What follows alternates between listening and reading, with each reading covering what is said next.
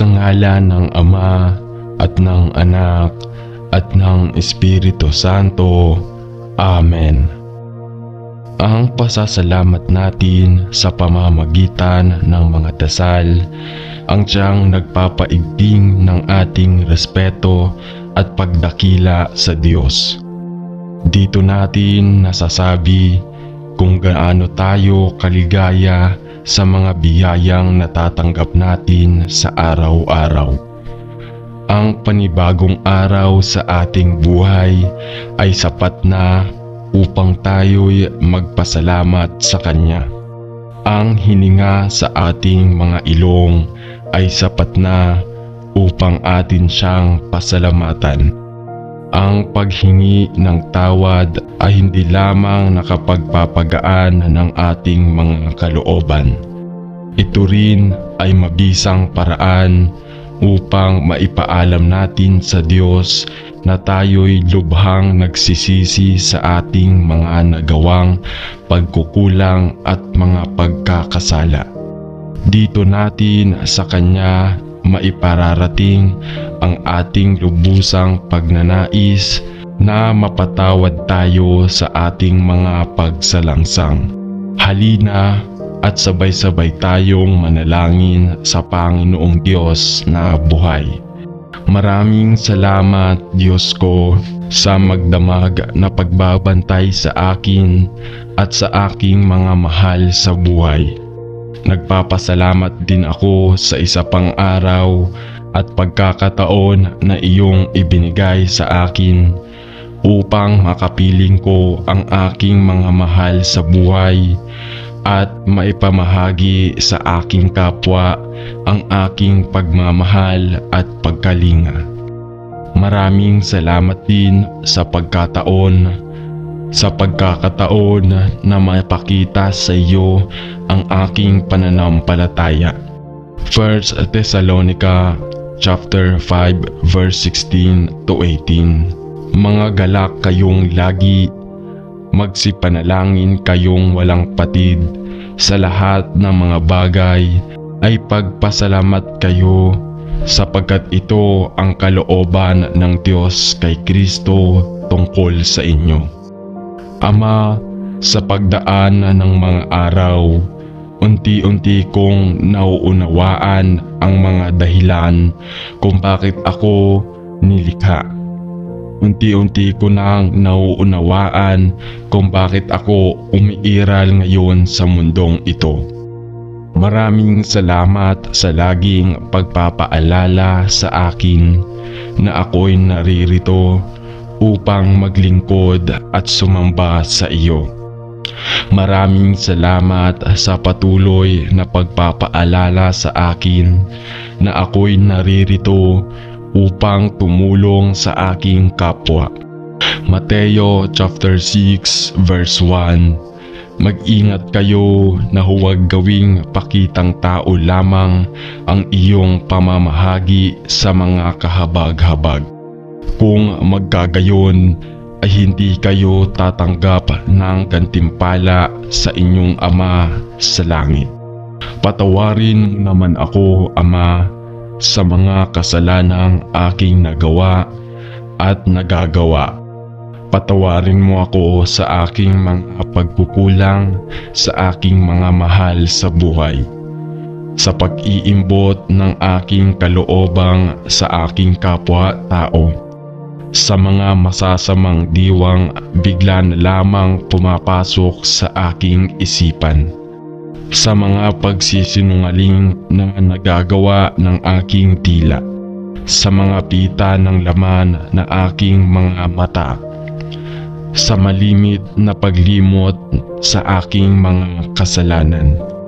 Mga Awit chapter 55 verse 1. Ako'y kaawaan, o mahal kong Diyos, sa iyong kagandahang loob. Mga kasalanan ko'y iyong pawiin, ayon din sa iyong pag-ibig sa akin. Inihihingi ko ng kapatawaran ang lahat ng aking pagsalansang. Ako'y maliit na alipin, gawaran mo ako kahit katiting na kalakasan, upang labanan ang mga tuksong ito. Linisin mo ang aking puso, bigyan mo ng kabutihan ang aking kalooban, at gawaran mo ako ng busilak na damdamin sa buong maghapon. Nais ko pong sundin ang iyong kalooban at nakahanda ko pong subukan na bagampanan ang mga tungkuling iyong inaatang sa akin sa araw na ito. Bigyan mo lamang ako ng sapat na lakas upang maitatwa ang mga masasamang gawain at tahakin ang tamang daan na dapat kong lakaran. Awit chapter 46 verse 1. Ang Diyos ay ating ampunan at kalakasan, handang saklolo sa kabagabagan. Nakahanda rin po akong sumunod sa iyong kalooban, at anumang utos na buhat sa iyo ay akin pong pipiliting sundin. Naway maging matibay ako sa mga pagsubok na buhay at unti-unti kong malagpasan ang mga unos na darating. Patnubayan mo ang aking mga mahal sa buhay na siya kong nagiging inspirasyon sa mundong ito upang maipagpatuloy ang aking buhay. Marami pong salamat. Panalangin namin ang lahat ng ito sa pangalan ni Jesus na aming tagapagligtas. Amen. Amang Diyos na makapangyarihan sa lahat, sinasamba, pinupuri at itinataas po namin ang iyong pangalan, o Panginoong Jesus. Ikaw ang Diyos na lumikha ng langit at lupa, ang Diyos na di nagbabago kailanman. Ang Diyos na aking pinaglilingkuran ng buong puso. Panginoon, ako po ay nagpapasalamat ng taos sa aking puso dahil ako ay binigyan mo pa ng panibagong taon na puno ng pag-asa at proteksyon. Nagpapasalamat din po ako dahil sa gabay mo sa akin sa nakaraang taon na ako ay di mo pinabayaan at ang aking pamilya sa lahat ng pagsubok, sakit at karamdaman.